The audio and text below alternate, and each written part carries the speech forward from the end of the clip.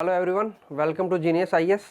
और आज हम लोग जानेंगे चीफ इकोनॉमिक एडवाइज़र के बारे में कि ये चीफ इकोनॉमिक एडवाइज़र कौन होता है, क्या पोस्ट होती है ये, ठीक है, कितना इसका टाइम ड्यूरेशन होता है, ये कॉन्स्टिट्यूशनल पोस्ट है या कोई स्टैट्यूटरी पोस्ट है या फिर ये किसी मिनिस्ट्री के अंडर में आती है या इंडिपेंडेंट पोस्ट है। ठीक है, हम इसके बारे में ऐसा इतना सब कुछ इसलिए जान रहे हैं और आपको दिख भी रहा होगा कि मेरे पीछे दो फेस हैं अलग अलग। ये दोनों इंडिया के चीफ इकोनॉमिक एडवाइज़र इनमें से एक था और एक अब है। ठीक है, तो अभी तक पहले जो हमारे लास्ट ईयर तक चीफ इकोनॉमिक एडवाइज़र थे वो थे के सुब्रमण्यन। ठीक है, ये इन्होंने दिसंबर में अपनी रेजिग्नेशन दे दिया था, तो दिसंबर से ये पोस्ट खाली था चीफ इकोनॉमिक एडवाइज़र का। अभी जो नए अपॉइंट हुए हैं चीफ इकोनॉमिक एडवाइज़र वो हैं डॉक्टर वी.ए. नागेश्वरम।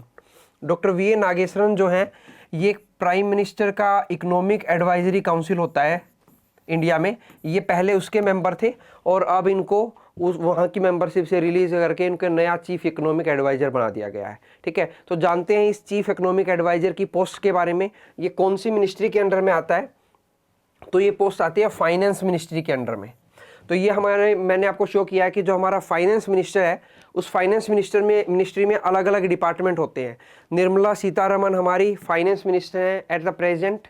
ठीक है, और जो अलग अलग डिपार्टमेंट होते हैं फाइनेंस मिनिस्ट्री के अंडर में, डिपार्टमेंट ऑफ एक्सपेंडिचर एक होता है, डिपार्टमेंट ऑफ रिवेन्यू एक होता है, department of investment and public asset management एक डिपार्टमेंट होता है, डिपार्टमेंट ऑफ पब्लिक इंटरप्राइज एक होता है, डिपार्टमेंट ऑफ फाइनेंशियल सर्विस एक होता है।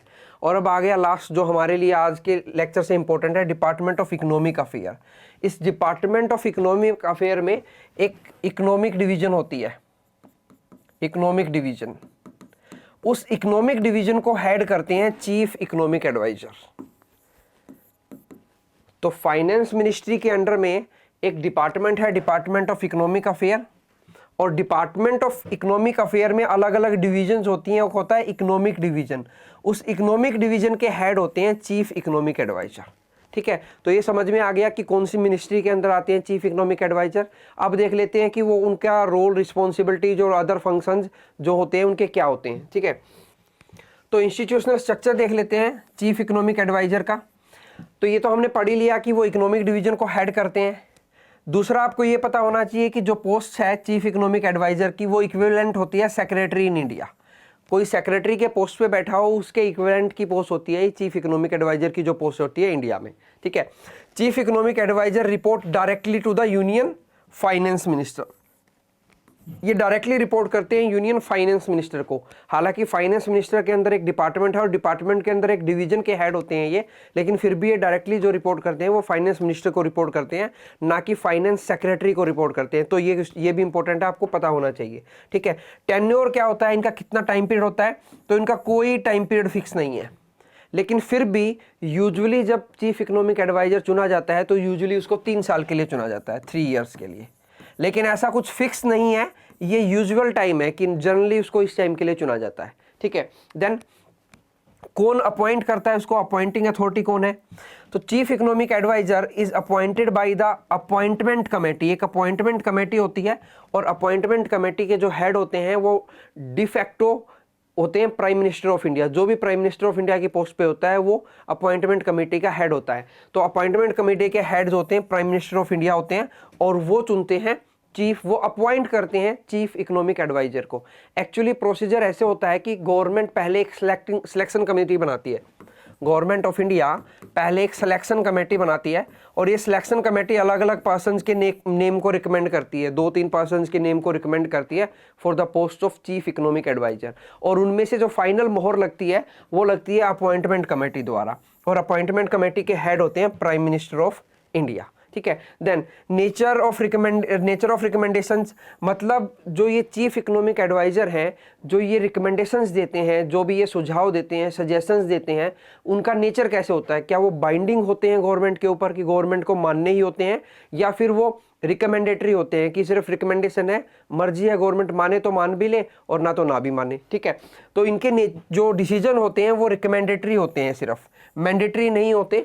गवर्नमेंट की मर्जी होती है, वो इनके डिसीजंस को मान भी सकती है और नहीं भी मान सकती है। जनरली जो चीफ इकोनॉमिक एडवाइजर होता है वो सजेशन देता है इकोनॉमिक डेवलपमेंट से रिलेटेड, कि इंडिया में इकोनॉमिक डेवलपमेंट जो है उससे रिलेटेड सजेशन देता है कि क्या क्या किया जा सकता है कि हमारी इकोनॉमी और ज़्यादा डेवलप हो। तो उससे रिलेटेड जो सजेशंस होंगे वो गवर्नमेंट की मर्जी होती है, वो उन सजेशंस को मान भी सकते हैं और नहीं भी मान सकते हैं, ठीक है। देन लीगल स्टेटस क्या होता है इसका, क्या कि कोई ये कॉन्स्टिट्यूशनल पोस्ट है या स्टैट्यूटरी पोस्ट है। स्टैट्यूटरी पोस्ट वो होती हैं जो किसी एक्ट से बनाई गई हैं, जो पार्लियामेंट में कोई एक्ट पास हुआ है और उस एक्ट से वो पोस्ट क्रिएट की गई है, उसको बोलते हैं स्टैट्यूटरी पोस्ट। और कॉन्स्टिट्यूशनल पोस्ट वो होती है जो कॉन्स्टिट्यूशन में लिखी होती है, जैसे प्रेसिडेंट की पोस्ट है कॉन्स्टिट्यूशन में लिखी हुई है, प्राइम मिनिस्टर की पोस्ट है कॉन्स्टिट्यूशन में लिखी हुई है, इलेक्शन कमीशन ऑफ इंडिया की पोस्ट है, controller and auditor general of India की पोस्ट है। ये सारी पोस्ट कॉन्स्टिट्यूशनल बॉडी हैं क्योंकि ये कॉन्स्टिट्यूशन में मेंशन है। तो जो चीफ इकोनॉमिक एडवाइजर की पोस्ट है, ना ही तो वो कॉन्स्टिट्यूशनल पोस्ट है और ना ही वो कोई स्टैट्यूटरी पोस्ट है, ये भी आपको ध्यान रखना है, ठीक है। अब इनकी रोल एंड रिस्पॉन्सिबिलिटीज देख लेते हैं कि क्या इनकी रोल्स और क्या इनकी रिस्पॉन्सिबिलिटीज हैं। तो जो हमारे चीफ इकोनॉमिक एडवाइजर होते हैं, इनकी रोल एंड रिस्पॉन्सिबिलिटी में सबसे पहला रोल तो ये है कि ये इकोनॉमिक सर्वे बनाते हैं। इकोनॉमिक सर्वे जो बनाया जाता है इंडिया का, जो इंडिया की पास्ट ईयर, जो पिछला फाइनेंशियल ईयर गया है उसकी इकोनॉमिक डेवलपमेंट को बताता है। इंडिया का में जो फाइनेंशियल ईयर है, जैसे जो लास्ट फाइनेंशियल ईयर है अभी हम बात करें तो लास्ट फाइनेंशियल ईयर था 1 अप्रैल 2021 से लेके और 31 मार्च 2022 तक। तो इसको बोलेंगे हम पास्ट फाइनेंशियल ईयर, जो पीछा फाइनेंशियल ईयर गया है। तो इस फाइनेंशियल ईयर में इंडिया में क्या क्या इकोनॉमिक डेवलपमेंट हुई है वो सारी की सारी chief economic advisor economic survey के द्वारा बताता है और आगे के लिए सजेशन करता है कि नेक्स्ट फाइनेंशियल ईयर के लिए क्या किया जा सकता है। तो इकोनॉमिक सर्वे बनाने में चीफ इकोनॉमिक एडवाइजर का मेन या इंपॉर्टेंट रोल होता है। और क्या रोल होता है, he is the x cadre controlling authority of the Indian economic services. जैसे इंडियन एडमिनिस्ट्रेटिव सर्विस होती हैं, इंडियन पुलिस सर्विस होती है, ऐसे ही इंडियन इकोनॉमिक सर्विसेज होती हैं। तो इंडियन इकोनॉमिक सर्विसेज में जो एक्स कैडर कंट्रोलिंग अथॉरिटी होता है, जो मतलब